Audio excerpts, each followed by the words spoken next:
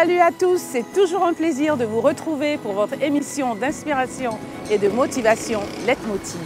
Aujourd'hui, nous sommes à Séguéla, à 516 km d'Abidjan, et nous allons à la rencontre d'un homme dont le parcours sera sans nul doute une source d'inspiration pour tous les jeunes Africains qui nous suivent. Leitmotiv avec Monsieur Mamadou Diomandé, c'est juste après la pub.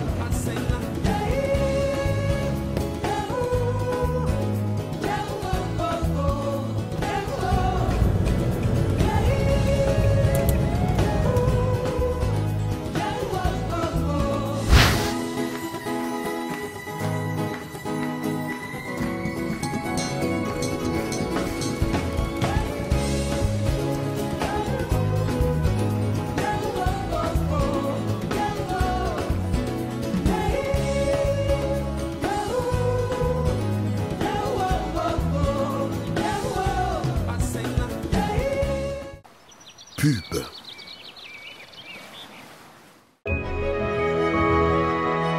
Entourée des personnes que j'aime, je vois la vie en rose. Au boulot, je suis toujours chauffée à blanc. Je fais travailler ma matière grise. Mon esprit est clair. Mes gestes sont précis. Mes adversaires sont bleus. Les bonnes couleurs, c'est que du bonheur. Les changeantes de Sdol, vos lunettes à branches interchangeables. Sdol, mon opticien.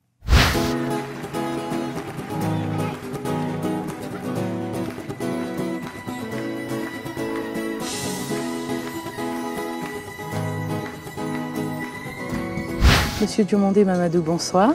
Bonsoir Corinne. Merci de nous recevoir chez vous à Séguéla, plus précisément dans votre village à Ateguela. Ok, merci, soyez la bienvenue. Merci encore. Alors, vous êtes un digne fils de Séguéla, mais aussi de la région. Vous êtes né à Touba dans une famille de 25 enfants et vous faites votre primaire à l'école catholique de Séguéla. Aussi loin que vous puissiez vous en souvenir, comment se passe votre enfance et votre cursus scolaire? Ok, d'abord vous l'avez dit, je suis né d'une famille nombreuse. J'ai fait mon cycle primaire à l'école catholique de Séguéla, bien que je sois d'une famille musulmane. Tout simplement parce que mon père était convaincu que les écoles confessionnelles donnaient la meilleure formation. Donc, comme tous mes frères et sœurs, nous sommes passés par les écoles confessionnelles. Mon enfance a été plus ou moins heureuse et avec beaucoup d'insouciance parce que mon papa avait une famille assez élargie, de nombreuses femmes, beaucoup d'enfants. Et donc voilà, donc c'est le souvenir que j'ai. Vous avez tous eu la chance d'aller à l'école? Oui, tous, sans exception. Ça, c'est fabuleux quand même. Voilà. Alors, les années d'après, vous faites le lycée moderne de Séguéla, Oui. le lycée technique de Boaké, puis l'école nationale supérieure des travaux publics avant d'embrasser votre premier emploi au Bénin. Tout à fait. Alors, comment se passent vos premiers pas dans le milieu professionnel? Ok, je commence par un stage et une opportunité se présente. L'USAID finance un projet pilote à Arboisseau, donc à l'intérieur du pays. Il faut quelqu'un pour suivre. Et comme j'étais en stage, je suis choisi pour aller faire cette première expérience. Et j'avoue que c'est une expérience marquante parce que j'étais encore tout jeune et je me retrouve vraiment au milieu des populations défavorisées, des populations à faible revenu, et puis des gens qui sont presque dans la détresse parce qu'ils ne savent pas quel sort on leur réserve. C'est un vaste quartier précaire, ils n'ont pas de titre de propriété, ils n'ont pas une assise légale. Les informations qui viennent sont quelquefois contradictoires, ils pensent qu'ils seront tous expulsés et mon rôle est de rassurer toutes ces populations qui sont pour la plupart plus âgées que moi. Et je me retrouve pratiquement à me lier d'amitié avec eux, à être dans leur confidence, à partager quelquefois leurs peurs, leurs craintes. Et donc ça m'a forgé. Donc ça a été vraiment une expérience très enrichissante. Mais comment vous faites alors justement pour pouvoir leur donner tous ces conseils, vu qu'ils sont quand même d'un certain âge et vous, vous êtes tout jeune, vous arrivez avec votre expérience? Ok, d'abord, je viens de vous dire que je suis issu d'une famille nombreuse, donc je suis habitué à être dans la masse. Donc je me retrouve avec des gens qui ne sont pas très loin de ceux que j'ai vraiment connus toute mon enfance. Donc c'est comme si je me retrouve en famille Je partage le repas, je cause le soir, la nuit avec les vieux. Et donc, je fais les causes pratiquement pour leur combat. Et c'est pourquoi je dis que ça m'a transformé, ça m'a rapproché de plus en plus des populations défavorisées. Et je me sens vraiment, je veux dire, tributaire de leur combat. Voilà. Alors, ensuite, vous poursuivez donc vos études en France. Oui. Comment se fait votre adaptation une fois arrivé en France? Je dois dire que j'y avais de la famille et mon père également m'a confié à un de ses amis. Donc tout s'est plus ou moins bien passé à mon arrivée, surtout que j'ai bénéficié d'une bourse de la coopération française. Tout à fait. Mais là où les choses se sont compliquées, c'est avec l'établissement d'accueil. Parce que c'était un établissement de prestige où il fallait un test d'entrée parce qu'il y avait beaucoup de prétendants. Donc, je passe le test comme tout le monde. Les résultats sortent à l'écrit. Je suis admis avec une très bonne moyenne du reste. Et les résultats sont affichés. Il faut une seconde étape qui est l'oral. Et j'arrive à l'oral, manque de peau, je tombe sur quelqu'un qui est vraiment très raciste. Et qui, plutôt que de me poser des questions de fond, s'attarde sur comment je me suis retrouvé là. Oui. Et il estime que la procédure de mon inscription n'est pas réglementaire, bien que je lui explique que, bon, moi, je n'y suis pas véritablement associé, parce que c'est des choses qui se sont passées d'institution en institution. Exactement, vous avez eu une bourse, vous êtes voilà, venu j'ai comme une tout le bourse, monde. voilà, c'est la coopération, c'est la procédure de la coopération. Donc, je suis éliminé. Et là, j'ai vraiment trouvé cela très, très injuste. Injuste, bien sûr. Et je pense que là, c'était vraiment un grand carrefour pour ma vie. Est-ce qu'il fallait accepter la descente aux enfers, la désillusion, ou mener tout de suite un combat en pays étranger, sans armes, sans appui? Dans tous les cas, il fallait quand même essayer. Il fallait essayer. Ce que vous avez fait. C'est ça. Alors, comment se passe un peu ce petit combat? Bon, je retourne à l'hôtel. C'est comme si tout le monde se coule autour de moi. Je me dis, ben, pourquoi? Est-ce qu'il faut que je retourne au pays? Qu'est-ce qu'il faut faire? Et là, le sentiment qu'il fallait combattre l'injustice prend le dessus. Je saute sur l'annuaire téléphonique et je recherche un avocat. Donc voilà, mon premier réflexe, c'est d'abord de dire, je vais chercher, les femmes, elles sont combatives. Tout à fait. Je vais chercher une avocate. Et sans demander conseil à qui que ce soit. Sans demander conseil à qui que ce soit, je regarde comme ça la liste des avocats et je prends une avocate française. Je l'appelle, elle me donne rendez-vous, j'arrive, je lui explique. Elle me fixe ses honoraires, je me sens à mes yeux de les payer. Voilà, et donc je repars pour pouvoir revenir le lendemain avec toute la documentation qu'elle a demandée. Mais là, quand je suis rentré à l'hôtel, je n'étais pas convaincu de sa capacité à me défendre. Et surtout qu'elle a insisté sur ses honoraires. C'est surtout le plus important. Je me dis, mais c'est là, à la limite, elle veut ses honoraires et puis me laisse dans mes problèmes. Et donc là, quand je retourne à l'hôtel, je décide de changer d'avocat. Et donc je regarde, je dis, ben, qui je peux trouver qui peut être aussi combatif que moi? Et je dis, bon, les Arabes, ils aiment bien la bagarre. Je dis, bon, je vais chercher parmi les avocats un nom arabe. Et là, je prends comme ça au hasard un nom arabe. Et j'appelle, c'était tôt le matin, j'appelle le cabinet. Et l'avocat, il me dit, non, d'abord, tout son programme est plein, les 2 semaines qui suivent. Je dis, ah, mais pour moi, c'est une urgence. Si je ne règle pas mon problème, je dois retourner au pays. Il me dit de quoi il s'agit. Et je lui explique au téléphone. Alors là, je venais de faire le bon choix. Le monsieur me dit, vous êtes dans quel hôtel? J'indique mon hôtel. Il dit, bon, je vous attends tout de suite. Eh bien. Ben, pour quelqu'un qui avait son programme tout chargé. Vous étiez tombé sur la bonne personne, voilà. Je crois. Je saute dans un taxi, j'arrive. Et il me dit, ben, vous savez, votre histoire m'intéresse. J'ai connu le même problème. Il y a quelques années. Il y a quelques années, je vais faire mon combat. Très bien. Je dis, bon. Et puis, mais je vois quand même que son cabinet est beaucoup plus luxueux, avec une bonne clientèle. Et je prends peur pour les honoraires. Et moi, un tout petit étudiant avec ma bourse, Oui. je dis, ben, attention, n'allons pas si vite, je veux savoir combien je dois vous payer. Et monsieur me dit, non, ne vous inquiétez pas pour ça. Comme je sais que nous allons gagner sur vos comment on appelle ça? Dédommagements. Vos dédommagements, Voilà. on pourra voir comment je peux me faire payer. Et là, ça me rassure. Je dis, ah, voilà, quelqu'un qui est prêt à se noyer avec moi ou à gagner avec moi, je suis partant. Voilà. Et là, vous commencez le combat. On commence le combat. Et là, il me dit, bon, je présente les documents. Tout de suite, il fait un fax à l'établissement pour dire, bon, désormais, M. Diomandé n'est plus votre interlocuteur, je suis son avocat. Pour tout ce qui le concerne, vous devez vous adresser à moi. Et je ne sais pas si l'institution le connaissait vraiment en tant qu'avocat, et ils veulent négocier. Elle lui dit, ah non, pas de négociation. Et moi, je commence à prendre peur des enjeux. Je dis, oh, on peut négocier. C'est pas possible. Mais lui, il ne voulait pas. Il dit, non, non, pas de négociation.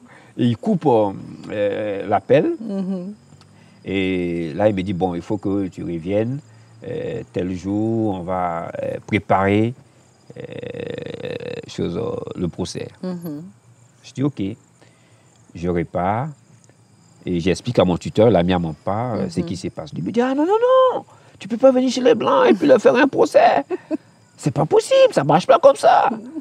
Je dis, bon, d'accord, j'ai compris, je vais à l'hôtel. Et néanmoins, je viens au rendez-vous de l'avocat. Il me dit, bon, on va préparer le procès. Et il me dit, bon, voilà. Il me pose quelques questions, il me dit, voilà les réponses qu'il faut donner. Et là, il me dit, mais pour qu'on gagne un gros dédommagement, il faut que tu dises qu'il y a un très gros poste qui t'attendait après cette formation. Et à cause d'eux, vous n'avez pas pu faire la formation. Vous n'allez pas avoir le poste. Mais avant toute chose, avant d'aller au combat, allons-y choisir une autre école où vous pourrez avoir une promotion, une formation plus ou moins similaire. Parce qu'il ne fallait pas rater ça. Il ne fallait pas rater la bourse et tout. Et puis, nous allons lancer le combat. Puis je dis, mais écoute, on ne m'a rien promis du tout au pays. Il dit, si, on vous a promis un très gros poste. Il dit, ah non, non, moi, je ne vais pas mentir. Hein. Donc voilà. Et là, on discute. Il me dit, bah, c'est ça ou bien je ne vous défends pas. Donc il fallait rentrer dans son jeu. Voilà, c'était très, très gros poste avec une grosse rémunération. Et à cause d'eux, on rate tout ça. Bon, je dis, bon, d'accord, j'ai compris. Et là, je ressors quand même assez perplexe. Parce que vraiment, je ne voulais pas mentir. Je retourne encore chez mon tuteur, je lui explique. Il me dit, ah non, on arrête là. Allons, on va te choisir une autre école. Ta bourse, on peut prendre une autre école et tout ça. Et je vais, on choisit une autre école. Et on appelle mon papa, qui est de l'avis de mon tuteur. Il m'a dit, non, tu es tout jeune. Voilà, donc voilà ce qui s'est passé. Et je suis allé m'inscrire. Vous avez quand même essayé. Voilà, j'ai essayé. Mais ça commençait à prendre une ampleur qui m'a effrayé. Surtout que tous ceux qui pouvaient me remonter moralement ont fui le combat. Oui, non, mais je pense en fait pour ces personnes, c'est que vous étiez venus dans un but bien précis. C'était passer vos diplômes et puis rentrer justement. Donc il ne fallait pas perdre de temps. Mais l'avocat, il a passé au moins un mois, il m'appelait tout le temps. Il m'a dit, oui, mais je vous dis que ça c'est gagné d'avance. Eh bien, dis donc. Oui, je suis convaincu. Parce que toute la procédure est légale. Vous avez eu votre test écrit. Lui, il avait eu un dossier en béton. Voilà. Tout à fait. Voilà. Et donc là, vous trouvez donc une autre école, vous vous inscrivez. J'ai trouvé une autre école et puis j'ai fait ma formation. Vous commencez. Voilà. Comment ça se passe? Très bien, très bien. Tout se passe sans embûche. D'accord. Alors, monsieur Mamadou Diomandé, je vous propose de revenir sur la suite de votre parcours juste après la pub. Pub. Vous rêvez de vivre au Canada? N'attendez plus. Confiez votre projet d'immigration au Canada à un professionnel reconnu et autorisé par les autorités canadiennes. Convergence Canada vous accompagne pour l'obtention de visas étudiants ou visiteurs, de permis de travail, de l'immigration permanente, mais aussi pour l'obtention de la nationalité canadienne. Infoline 22 50 42 95 79 17 04 17. Convergence Canada. Nous réalisons vos rêves d'immigration. De retour avec notre invité, monsieur Mamadou Diomandé dit Madi, PDG d'un groupe spécialisé dans l'organisation des entreprises et l'ingénierie des projets internationaux, le bâtiment, mais aussi et surtout député de Séguéla Commune. Alors, quels sont les diplômes que vous obtenez à cette époque et quels ont été les moments les plus marquants de vos études en France? Ok, d'abord un diplôme d'organisateur que j'ai complété par la suite par un 3e cycle en organisation, encore un cycle préparatoire doctoral, puisqu'en ce moment la France changeait un peu de système. Et ensuite j'ai fait un master spécialisé de la conférence des grandes écoles en ingénierie des projets internationaux et un autre diplôme de 3e cycle de relations internationales approfondies et enfin des études de sociologie, voilà, à l'université de Mbane-la-Vallée. Alors, en 1979, vous êtes donc de retour en Côte d'Ivoire, où vous réintégrez en tant que chargé d'études d'urbanisme une grande structure de l'État qui s'occupe des travaux publics. Racontez-nous un peu quelles étaient les tâches qu'on vous confiait. Ok, il s'agissait notamment de faire des plans directeurs d'urbanisme, des documents de planification, penser un peu le futur des villes. Donc c'est ça. Donc il s'agissait dans la pratique d'aller faire des investigations sur le terrain, voir les potentialités de la ville et puis voir comment ces villes-là pouvaient se développer et voir quels sont les projets qu'on pouvait initier. Après, là, vous restez combien de temps à ce poste? Oh, on va dire encore 5 bonnes années. 5 années Voilà, encore. 5 bonnes années. Alors, quelques temps après, vous changez de service, Oui. toujours dans cette même structure, et sans le savoir, vous allez poser les bases de votre future vie d'entrepreneur. Racontez-nous ces années de votre parcours professionnel. Ok, bon, puisque désormais, j'avais une formation assez diversifiée, hein, puisque je n'étais plus vraiment simplement un technicien, mais j'avais touché à la gestion, à l'organisation, aux relations internationales, aux ressources humaines. Je suis affecté à la direction des ressources humaines. Et quelque temps après, on me confie l'unité de développement du potentiel humain. Bon, et je suis face à des logiciels, des outils de travail dont je ne suis pas satisfait. J'ai notamment un logiciel que je trouve assez limité. Et je propose que nous refassions nous-mêmes notre logiciel de gestion. Et là, je fais face à un refus catégorique de ma hiérarchie qui préfère acheter des logiciels sur le marché. Et pour moi, il y a un challenge à relever là. Bien sûr. Donc, je décide de m'approprier ces projets-là. Et donc, je passe des nuits blanches, mes week-ends, à réfléchir sur ce logiciel. Et comme je suis organisateur, j'écris moi-même tous les process pour traduire tout ce que je pense de ce qu'on peut faire pour que on puisse prendre en compte tout ce que je voulais. Bien sûr. Et le projet émerge. Je recrute un informaticien génie logiciel pour développer l'application. Et quand le logiciel finit, j'ai une opportunité, je dois animer un séminaire. Et pendant ce séminaire, je présente le logiciel. Ah, d'accord. Et là, c'est un grand succès parce boom. que voilà, les dirigeants tout de suite, ils voient que beaucoup de leurs préoccupations sont prises en compte dans ces logiciels. Vous avez la solution à beaucoup de problèmes. Voilà. Et donc, au sorti de là, un des chefs d'entreprise qui était au séminaire me demande de réaliser une mission d'audit organisationnel dans son entreprise et me passe commande du logiciel. Il demande que le logiciel soit installé dans son entreprise. Et cette première commande est pratiquement le déclic, puisque là, je gagne 2 ans de salaire pour une mission. C'est formidable, voilà. On ne peut pas demander mieux. Ben, écoutez, j'ai une mine d'or en main. Tout à fait. Que j'ignorais. Et voilà, donc c'est de là que tout part, l'envie de me lancer un peu dans les choses. Mais là, comme je suis encore salarié, je suis hésitant, je me dis peut-être que c'est une première opportunité qui ne va pas se répéter, il faut être patient. Il faut être patient, il faut être prudent. Tout à fait, tout à fait. Au total, vous aurez donc passé 20 ans dans cette structure. Vient ensuite le moment où vous décidez de partir de cette entreprise. Comment se sont passés vos premiers mois sans emploi, donc sans salaire, bien évidemment? Est-ce que ça n'a pas été trop difficile pour vous? Ok, vous savez, faire le deuil de quelque chose, c'est toujours difficile. Ben moi, il faut dire que je ne suis pas parti volontairement de chez mon employeur. Au début, ça a été quelque peu difficile. D'abord, la peur du néant. Mais mon avantage, c'est que j'animais quelques séminaires. C'est-à-dire, en plus de votre travail, vous avez toujours continué à donner des cours. À donner des cours. Ça, c'était déjà un gros avantage. Donc, au niveau de l'université de Cocody, j'obtiens des enseignements. Je commence à donner des cours à l'université, à l'INPHB. Donc, le vide là est vite comblé. Compensé, oui. Le vide est vite comblé. Et donc, je retrouve l'équilibre. Et ensuite, je commence à créer des entreprises. Voilà. Donc, voilà un peu comment tout se passe. Et votre logiciel, qu'est-ce que vous en faites? Le logiciel, justement, je crée. Dans les entreprises que j'ai créées. Ok, vous proposez toujours? Voilà, j'ai créé un cabinet. Ah, d'accord.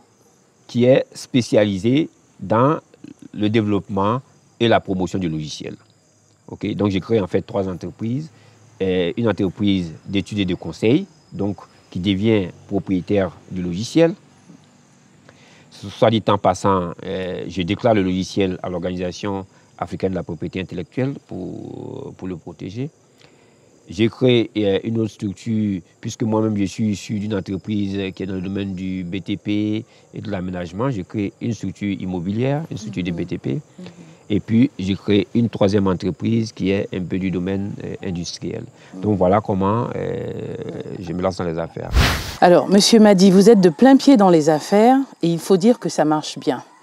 Est-ce qu'il vous est arrivé de regretter le temps passé en tant qu'employé au vu de ce que vous pouviez gagner en tant que chef d'entreprise? Bon, dans mon cas, c'est difficile de regretter parce que, comme je vous ai dit, je n'ai pas eu le choix. C'est comme un bébé qui est au bord de la piscine, que vous poussez à l'eau. Il n'a pas d'autre choix que de réussir ou de périr. Tout à fait. Et je crois que dans mon cas, j'ai presque envie de dire pourquoi je n'ai pas commencé plus tôt. Voilà. Alors, tout au long de votre parcours, on remarque votre besoin de partager votre expérience avec les jeunes. Vous donnez des cours malgré votre agenda très chargé. Comment expliquez-vous cette envie de partager votre savoir? Ok, je dois dire que même avec mes responsabilités politiques, je continue à donner des cours, que ce soit dans les universités ou dans les grandes écoles. Parce que, comme vous l'avez dit, il y a certainement un besoin d'échange, mais il y a surtout la nécessité pour moi d'une remise en cause perpétuelle. Et le milieu académique est un formidable milieu où vos connaissances sont toujours remises en cause, vous voyez. Et ça vous permet d'être toujours... De rester toujours à un niveau. D'abord de maintenir votre niveau, d'avancer, mais en même temps de vous remettre en cause. Et pour moi, c'est important pour le développement personnel. Selon vous, quel a été le moment le plus déterminant de votre carrière professionnelle? Bon, à y regarder de près, je dois dire qu'il y a deux moments forts. Le premier, c'est le challenge à relever quand je suis en France pour ma formation. Il fallait soit revenir sur mes pas ou accepter de faire le combat. Bon, donc j'ai fait le deuxième choix, de combattre. Et cela m'a permis de poursuivre mes études et d'avoir tout ce que j'ai pu avoir. Le second moment, c'est ma rupture avec mon employeur. Là également, il fallait accepter soit de faire le combat ou... soit de vous résigner et continuer dans l'administration. De me résigner et donc d'entamer une descente aux enfers. J'ai fait le premier choix, j'ai fait le combat. Ça m'a permis aujourd'hui de créer des structures et d'avancer. Et aujourd'hui, vous ne regrettez pas, bien entendu? Aucun regret, bien au contraire. Je me demande pourquoi je ne l'ai pas fait plus tôt. Voilà. Mais c'était peut-être pas le moment, c'est tout. Voilà, parce que, comme on dit dans la vie, les voies de Dieu sont impénétrables. Exactement. Voilà. Alors, si vous deviez faire un bilan, justement, de cette carrière, que serait-il? Bon, pour moi, l'heure n'est pas vraiment au bilan. Moi, je fais peut-être des petits bilans partiels. Je crois que la première partie de ma vie professionnelle qui était consacrée aux questions d'aménagement et tout ça, j'en ai fait un mémoire. J'ai publié un livre aux éditions Harmattan à Paris, donc pour mettre cette partie-là en parenthèse. Et la deuxième partie, c'est le conseil, qui m'a amené à faire un logiciel d'application, etc. Et je suis pratiquement dans la troisième phase où je crée des projets, où je crée des entreprises. Et là, je pense qu'il y a d'autres challenges à relever. L'heure n'est pas vraiment au bilan.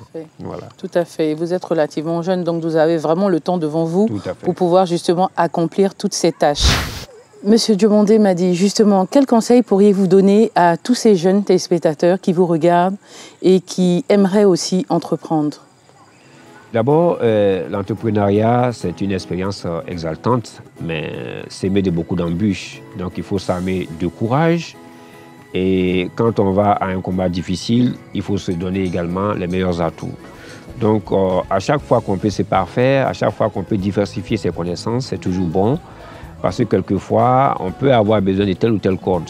Et donc, c'est ce que je peux donner comme conseil. Beaucoup de courage, beaucoup d'abnégation, surtout avoir de la conviction dans ce qu'on fait. Parce que c'est la conviction qui nous porte. C'est la conviction qui nous permet de supporter les difficultés. Voilà, donc c'est important, avoir de la conviction et avoir du courage. Merci pour vos conseils, Monsieur Diomandé. Malheureusement, Monsieur Madi, le temps qui nous est imparti touche à sa fin. Nous donnons rendez-vous à nos téléspectateurs la semaine prochaine pour la suite et fin de cette émission qui vous est consacrée ici à Séguéla. Que Dieu vous garde.